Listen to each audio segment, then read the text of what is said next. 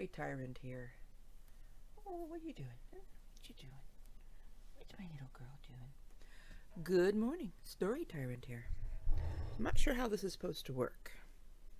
Alright, so update.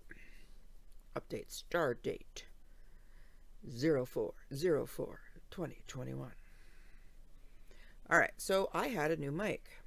I liked the new mic. It was a nice mic, but it turns out it was also a cat toy. Yeah, also a cat toy. Yes, also a cat toy. So, new mic is downstairs with my son. For some reason, new mic at my son's desk is not a cat toy. New mic at my desk is a cat toy. This is my old mic, really old mic, like 10-year-old mic, I bought for doing audiobooks. And I thought, hey, after they killed the fuzzy thing that I used to have for it, they seemed to leave it alone. Yes, the fuzzy thing had to die. I actually removed it, and they still pulled it out of the shelf and mangled it. So clearly the fuzzy thing was evil and had to go. Wasn't it? Okay. I uploaded Conflict. It was much longer than I thought it would be. A lot of interruptions. I'm going to include those interruptions, well, some of them, on this little video vlog. And what you doing? Nope. Okay. Not enough. Are you going? Are you going there? Okay. Just be careful, little girl. Okay. So I wanted to talk about. Oh, don't you play with that. Come on. That's why all my pens go missing. No, no. She is actually the reason that all my pens go missing. Yes, you are. She will grab a pencil or a pen in her mouth like a little dog and run off with them. And every once in a while, I will move a piece of furniture and find a dozen pens. Or 2 or 3, yes. Anyway, so I was going to include them on my video, at the end of my video on Conflict, but for some reason it didn't want to upload, and the shorter video uploaded okay. I shouldn't be doing that. Yeah, okay. Today's tea is cream Earl Grey. Instead of the bergamot, it has vanilla flowers. Very nice. Okay, careful, careful. Okay. Yay, still alive. He didn't knock anything over. Writer's block versus writer's avalanche. There's a lot of help online for writer's block. Tons and tons of it. And a lot of it I have found actually helpful. I don't get writer's block for perhaps the same reason as other people. I get writer's block when I've been in a lot of pain and haven't been sleeping. And I find, for me anyway, what it is I sit down to write and I'm just too tired. I'm too tired. I'm exhausted. But when I'm really in the mood for writing and I'm really excited about it, what I run into is writer's avalanche. Basically, I look around and I get overwhelmed with ideas.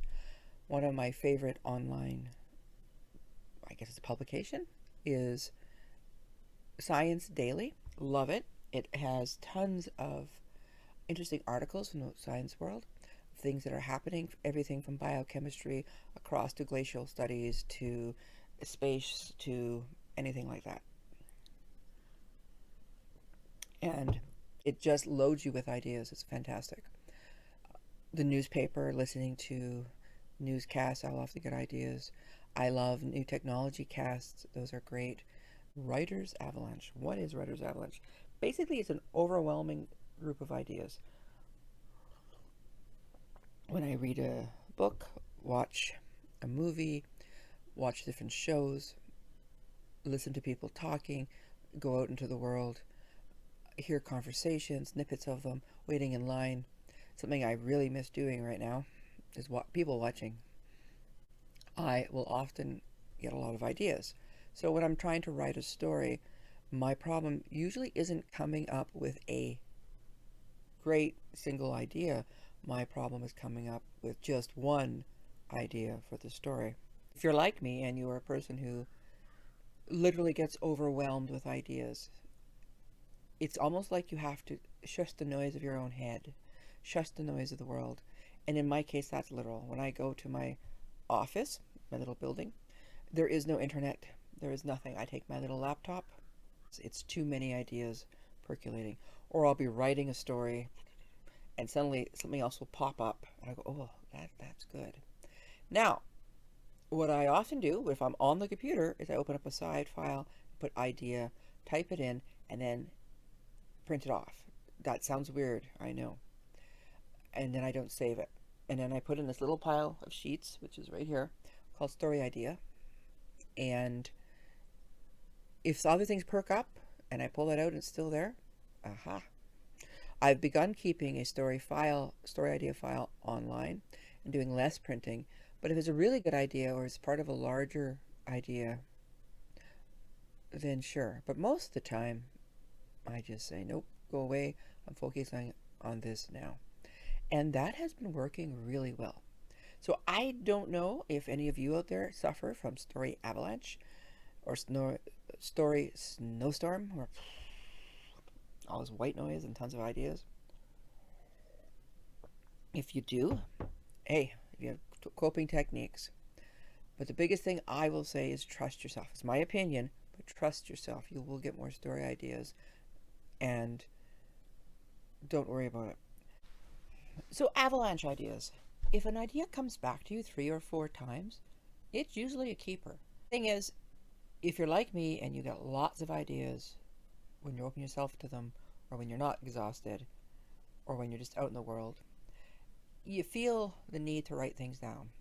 I have a little tape recorder that I have in my purse. I have a notebook. I always have a notebook on me.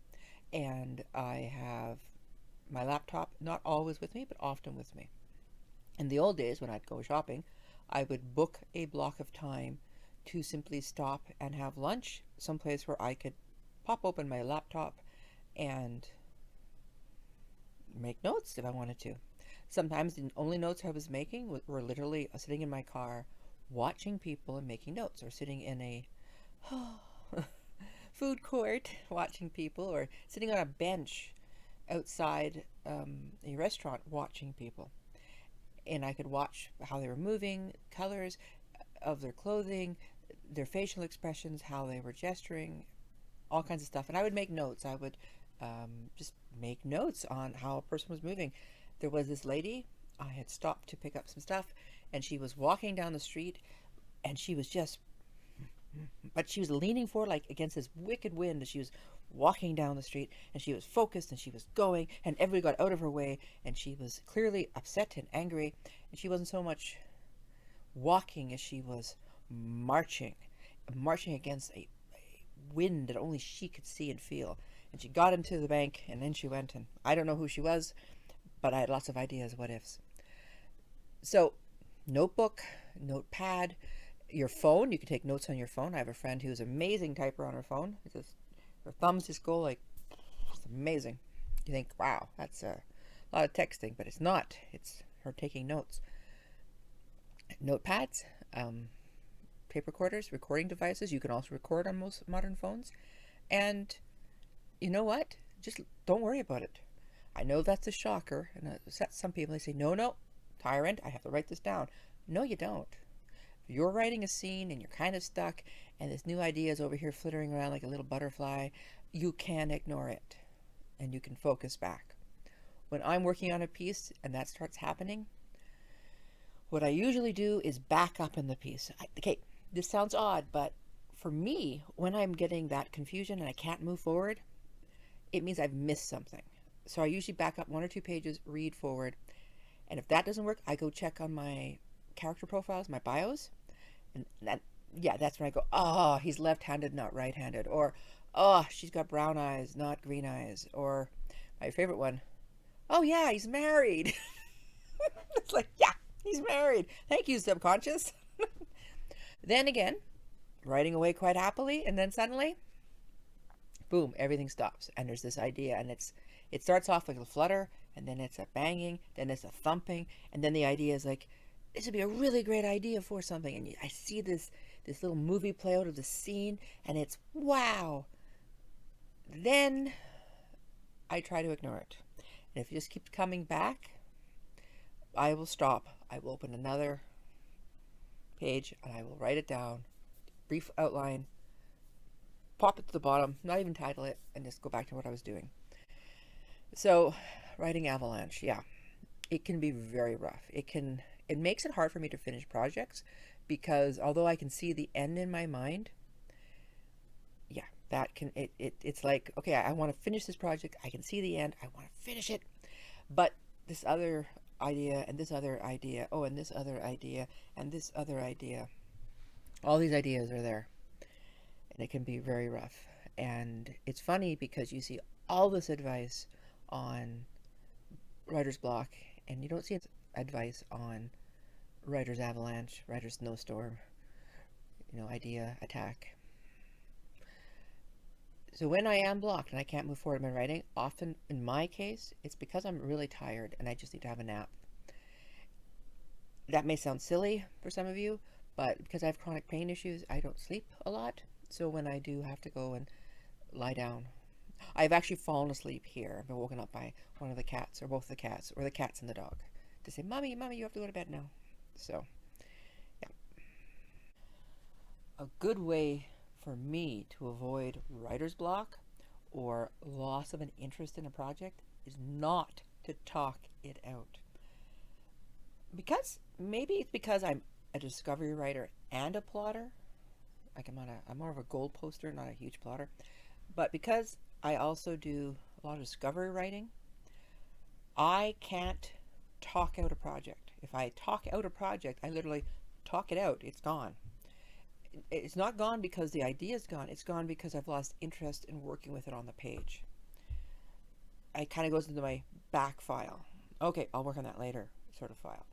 I have actually done this to get rid of an idea while finishing a project, where I've simply talked to somebody about it just so it will leave me alone, even though I've made notes and I've done other stuff.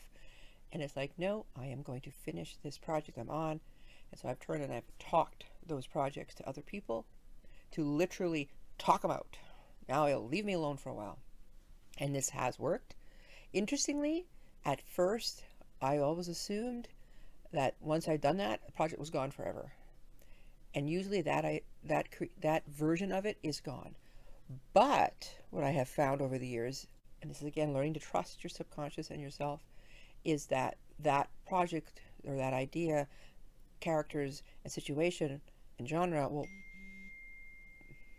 will pop back from the edge of the page. Till next time, story comes first. Take care, you guys. Stay safe. Keep writing. Every word counts. Is upset about this and wants revenge or is angry, and they feel that your detective owes them. Well, this is a conflict that. Hello. Want to come up here? No? Oh, I have mic on now. I have new sound. Hopefully it sounds better.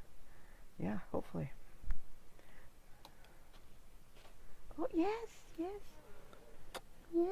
You want to cuddle? I don't know if you can cuddle with Mike. Do you want? Okay. Puss. Okay. So I have a helper. Oscar, I'm filming. I'm doing my YouTube video. Yep. Okay. He says, yeah, sure, mommy. Whatever. Please don't knock the. Okay. See, that's good. You sit there. Now, I can't see, but that's okay. All right. So, am I filming? Yes. Okay. Good. All right. Okay, well, man, you sit right there. All right. Okay. If you have an idea or a way you have used this, it'd be great if you made a comment in the notes, in the comments. Okay. Like that. Don't fall. Okay. All right. There's physical conflict. Really? There are different types of conflict where you are dealing with Oscar. You're dealing with Oscar. Ah, ooh, let go. Ow. I don't think you can lay on the mic. I'm just saying, this might not work for me. I might have to get one of those stand-up mics. Yeah. Okay, So you need to make up your mind what you're doing. Just sit down. Okay. So, yes. So if you're focusing a lot on physical conflict, you got to remember there'll be emotional conflict being brought up as well. If you only focus on one kind of conflict throughout your story, that gets really boring. You have to break it up. Okay, yeah, you have a war or you're a great battle or something. So there's a lot of physical conflict, sure, but there needs to be emotional growth and processing of things and emotional conflict. That needs to be there too. That breaking up the physical conflict will stop the story from becoming boring. Remember, car chases might be exciting, but 12